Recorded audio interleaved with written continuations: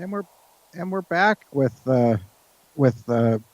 Joshua Shapiro from the Crystal Skull Explorers. And again, your website is it's just tell me what it is again. It's CSE for Crystal Skull Explorers. Then CSE.crystalskullexplorers.com. Correct? Yes, that's right. Okay.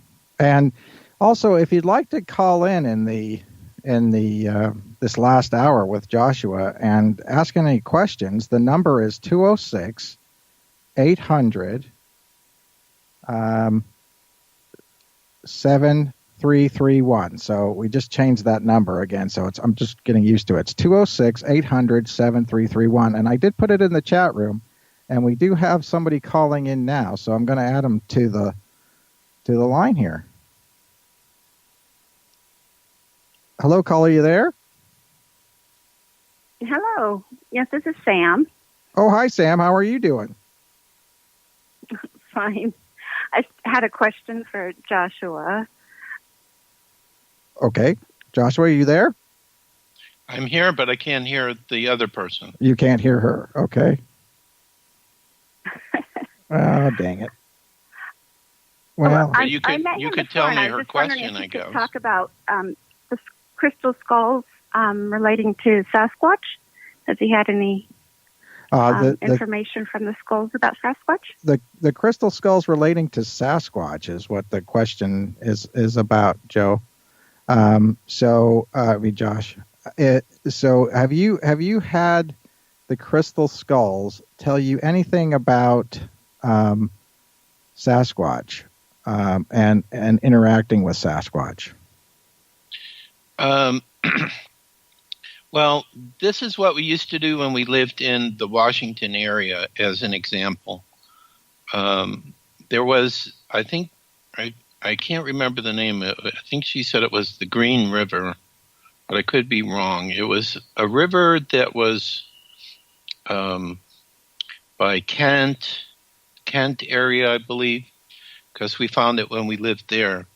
And by the river, there was, some a high cliff with trees on it, and Katrina kept having a connection with Sasquatch there, communication. She would see them and so on. And the thing about it is that we would come all the time with our crystal skulls, to put them in the water, just take them out, be in nature, etc. And they never really had a problem with it. So I think the way that Sasquatch looks at crystal skulls is first of all, because they're very psychic or sensitive, they can feel the energies that are connected with these artifacts. And since they see that the energies are healing and have a lot of knowledge and information, and they're very respectful of it, and they appreciate it.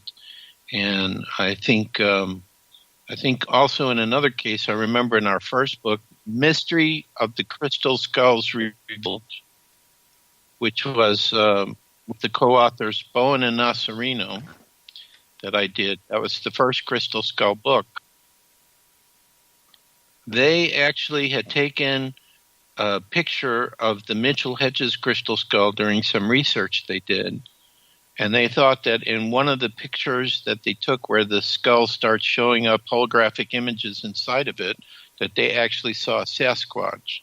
So it could also mean that in the past, when the crystal skulls were working with different ancient cultures and civilizations, that they picked up that those cultures and civilizations were having contact with Sasquatch. So my understanding from the book I read by Jack Lapsaritis, which is called The Sasquatch People, which is the book that we promote on our website, is that Sasquatch was here before human was in the current form, in our human form. They've been on the planet a long time, that they may have come from a different world, that they escaped, maybe had some problems, this became their home. And they live in a higher vibration, but that they have the ability to come through, like the doors we were talking about before, to appear, but they will only appear to a person if they want to, and they will sense if that person is, like somebody who thinks that they're animals or something, or wouldn't treat them respectfully. So the only contact I personally had with Sasquatch is there's been a couple of times where I was out in nature, and I actually sense a Sasquatch around sending me a telepathic message. So I don't have any problem whatsoever that they're real beings. And basically what I see for the future of our planet is that all the different beings that live here on all the levels, we're going to come back together and become the one family of Earth, which includes the Sasquatch, which includes the descendants of Atlantis and Lemuria, who have these underground cities that are part of what they call the Agartha network, and also the people that live on the inner surface of the Earth. They're in a higher vibrational frequency, and they're also very real. They have like a sun inside the center that gives them sunlight 24 hours a day. They're supposed to be quite tall, and it's basically a utopia where they live. So I think all these people are going to be coming out, and it's this reunification that's going to help our planet to become whole and peaceful. And of course, the crystal skulls will be a part of this somehow. They're a catalyst, for helping people to awaken. Mm-hmm. Did you hear that, Sam? Yeah. Yeah, you can hear Joshua okay? Sam? Not through the phone. Not through the phone. Oh, okay. I'm listening.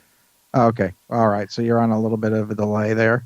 Okay. Well. Yes. So sorry. That's okay. These things. This is a new system that I wanted to try out. Obviously, it's not working either.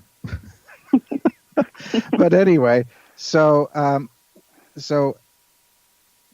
now, now you've had an experience with Joshua's crystal skulls. Can you talk a little bit about that yourself and just just go over that just a little bit to see how you felt whenever you were around the skulls? Because I've never actually gotten to see them, and it sounds like Josh has moved since then, and so he's on the East Coast now, so we don't get to see him anymore.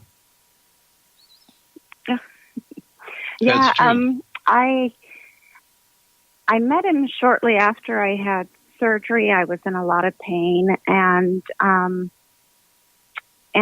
he was speaking at an event, and I hadn't heard about crystal skulls, and those skulls were kind of scary. But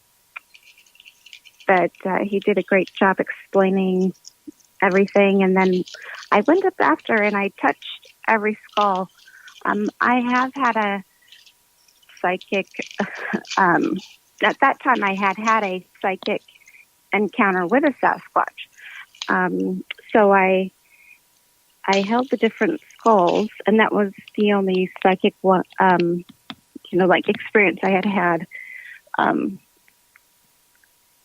And when I held the skulls, I picked up some of them and I didn't feel anything. And then I picked up one that was a tiger's eye, and it said to me, "I'm not for you," which I was really surprised. And then so I set it down, and then I was kind of excited because, I was a little skeptical about them having spirits in them or whatever, but I was trying to keep an open mind. And then I picked up another one, and then another, and there was a pink one, and I think it's rose quartz. It's really beautiful, and I picked that up, and I got this very sweet, loving energy. And then I picked up this black one, and it was very strong. I could feel energy coming through my arm, and it kind of seemed like it smiled at me. I know that sounds weird because it's, a rock, but that one I felt, I don't know, just energy coming towards me. Mm-hmm. And after that, my back pain got better. And I had my phone with me, and I had just downloaded an EMF reader on my phone. So I held it up to the different skulls. And what was interesting is the three that I felt something from, their electromagnetic energy was higher than the others. So there's kind of a scientific side to it and, more of a, metaphysical thing. So, right. Well, that's just... I look forward to seeing them again. Mm-hmm. Yeah. Well, Joe, so what had happened was whenever Sam had come to see you at your event, she just recently had back surgery, and basically she, was still in a lot of pain, and so she felt that she started to actually gain healing after the event, and then she had felt three different energies from three different ones. There was a tiger eye one and a rose quartz one, etc. And that she actually then she had downloaded a EMF reader for her phone, and she said that the ones that she had felt a connection with were the ones that she actually had a higher EMF reading. So maybe she activated it at that time, the skulls that she was handling. She activated the skulls, or they activated her? Well, I don't know. I mean, what would your opinion be? I mean, would that be one of those things where it takes two to tango, or does one sort of lead off and go from there? I think it goes both ways. Yeah. I think that, especially if it's a newer skull, every time it has contact with a new person, it incorporates to some degree the essence of that person, and vice versa, because we take our skulls to many places. They have picked up all different kind of frequencies of energy. And when a person comes in their presence, they go, this energy would be perfect for them. And that's the energy that the skull will give to the person. Right. So it goes both ways.